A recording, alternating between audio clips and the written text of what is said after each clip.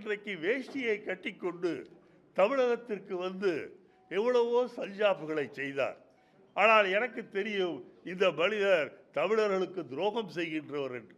இங்கே இருக்கின்ற பத்திரிகையாளர்களுக்கு கொஞ்சம் ஞாபகப்படுத்தி பார்க்க வேண்டும். நீங்கள் இங்கே அதிமுக ஆட்சி இருக்கும்போது சீன பிரதமர் சென்னைக்கு வந்தார், 2-3 நாள் தங்கினார். அந்த 2-3 நாள் இங்கே தங்கிய போது அப்போது முதலமைச்சராக இருந்த எடப்பாடியை அவர் ஏதாவது ஒரு 5 ரூபாவது அழைத்து அவரை அந்த பிரதமருக்கு, சீன பிரதமருக்கு அறிமுகம் செய்து வைத்தாரா என்றால் இல்லை. அவர் எடப்பாடியை ஒரு முதலமைச்சராக அவர் அப்போது நினைக்கவே இல்லை. பாவம் எடப்பாடியும் இன்னமும் செய்து பார்த்தார். இருந்தாலும் அவரை சைனா, ஒரு நாட்டின் பிரதமர் ஒரு மாநிலத்திற்கு ஒரு அந்நிய நாட்டினுடைய உரிமையாளரை, ஒரு பிரதமரை அழைத்து வரும்போது அந்த மாகாணத்தின் முதல் பிரஜையாக இருக்கின்ற அந்த முதலமைச்சருக்கு மரியாதை தருகின்ற வகையில் இருவரையும் அவர் அறிமுகப்படுத்தி இருக்க வேண்டாமா என்பதை நான் கேட்கின்றேன். ஏன் இவ்வளவு காலம் தள்ளி இதை சொல்கின்றேன் என்றால், ஆரம்பத்திலிருந்து அவர் நம்முடைய தமிழகத்தை வஞ்சிக்க வேண்டும் என்ற வெறி கொண்டு அலைகின்றார். நம்மை ஏமாற்றுவதற்கு வேஷ்டி கட்டுகின்றார், நம்மை ஏமாற்றுவதற்கு திருக்குறள் படிக்கின்றார், நம்மை ஏமாற்றுவதற்கு தமிழ் மொழியை உலகத்தில் அங்கீகாரம் செய்வதற்கு நான் என்னுடைய கடமையை செய்வேன் என்று சொல்கின்றார். ஒரு விஷயம் நீங்கள் நினைத்து பாருங்கள்.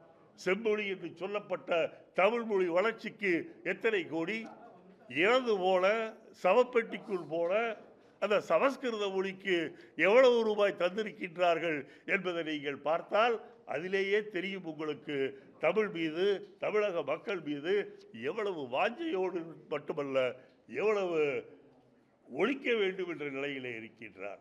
புதிதாக சொல்லி இருக்கின்றார் தமிழர்கள் திருடர்கள் என்று.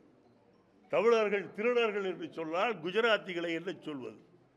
அது குஜராத்திலே இருக்கின்ற இவரை பற்றி என்ன சொல்வது? ஆகவே இவ்வளவு கேவலமாக பேசுகின்ற மோடிக்கு தைரியம் எப்படி வந்தது என்று சொன்னால், எப்படியும் நாம் ஜெயித்து விடுவோம், நாம் மீண்டும் இந்த நாட்டை ஆளலாம் என்று நான் அவரை கேட்டுக்கொள்வது, தப்பி தவறி தனிப்பட்ட முறையில் சென்னை வந்தாலும் இனிமேல் தயவு செய்து வேஷ்டி கட்டி கொண்டு வராதீர்கள். அதற்கென்று இதை வேற ஏதாவது கட்டிக்கணும்னு அர்த்தம். வேஷ்டி கட்டி கொண்டு வராதீர்கள் என்றால் நீங்கள் வேற மாதிரி நடித்து விடக்கூடாது. ஆகவே இப்படிப்பட்ட ஒருவரை நாம் பிரதம மந்திரியாக வைத்திருக்கின்றோம்.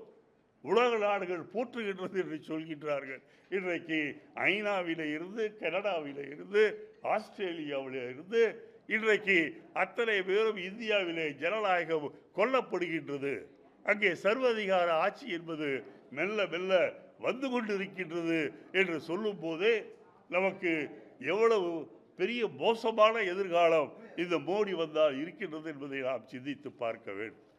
ஆகவே அருமை தோழர்களே, படிக்க வேண்டும், அருமை பத்திரிகையாளர்களே, நீங்கள் இதை எழுத வேண்டும். இன்றைக்கு பத்திரிகையாளர்களை பொறுத்தவரையில் 10-15 நாட்களாக மோடியை தூக்கி எறிந்தவர்கள் கூட இன்றைக்கு மோடியினுடைய உண்மையான நிறத்தை, உண்மையான குணத்தை, உண்மையான உருவத்தை அறிந்து கொண்டு இன்றைக்கு உண்மைகளை அப்படியே எழுதுகின்ற பத்திரிகையாளர்களுக்கு என்னுடைய வாழ்த்துக்கள். நான் எல்லா பத்திரிகைக்காரர்களையும் சொல்லவில்லை, குறிப்பிட்ட அப்படி சில பேர். ஆகவே இன்றைக்கு நாட்டின் நிலைமையை உணர்ந்து வர இருக்கின்ற தேர்தலில் முடிவுகள் எப்படி இருக்கும் என்பதை முன்கூட்டியே அறிந்து கொண்ட பத்திரிகையாளர்கள் இன்றைக்கு மோடியை பற்றி என்ன எழுத வேண்டுமோ அதை எழுதி கொண்டிருக்கின்றார்கள். அவர்களுக்கு நாம் நன்றி சொல்ல வேண்டும்.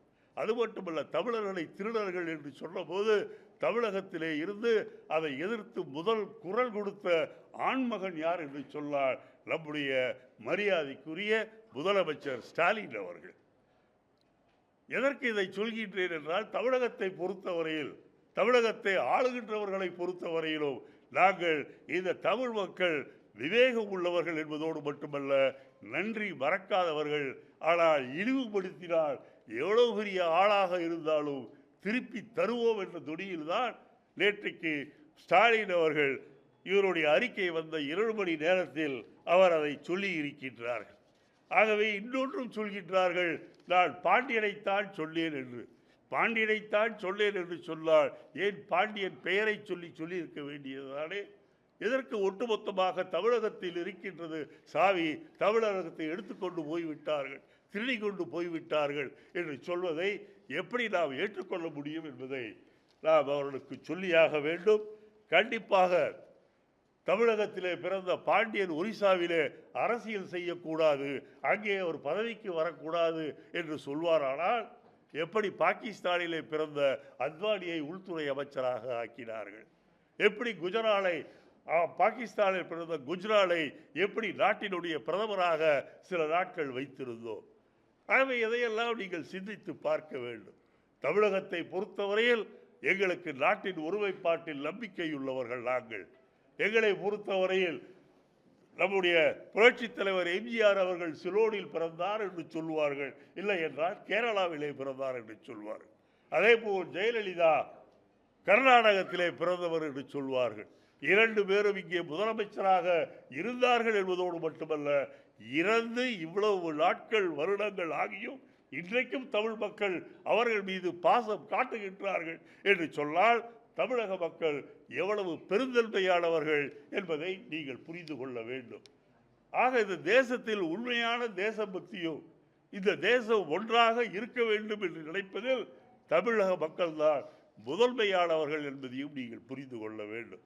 தமிழகத்தை பொறுத்தவரையில் ஏதோ நீங்கள் வரும்போதெல்லாம் நாங்கள் உங்களுக்கு வரவேற்பு தந்த ஒரே காரணத்திற்காக தமிழக மக்கள் நம்மை ஏற்றுக்கொண்டார்கள் என்று நினைத்தீர்கள் என்றால் ஏதாவது டெபாசிட் வாங்குகின்ற அளவிற்காது இருந்த உங்களுடைய கட்சி இங்கே அண்ணாமலை என்ற ஒரு பேர் வழியை தலைவராக போட்டு இன்றைக்கு அந்த கதையும் முடிந்தது.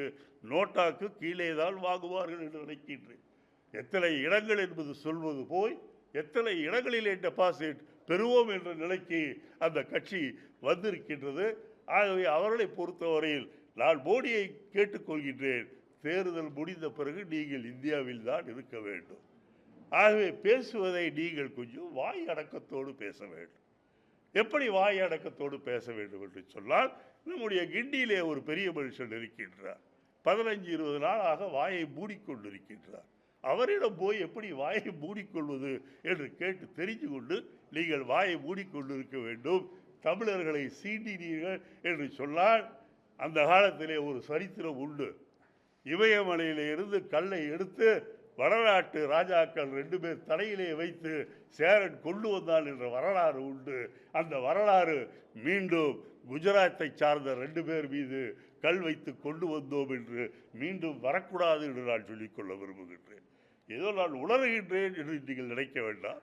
தமிழர்களை திருடர்கள் என்று ஒட்டுமொத்தமாக ஒரு மனிதன் சொல்லும் போது அதுவும் அவரை மனிதனாக நான் ஏற்றுக்கொள்வதில்லை.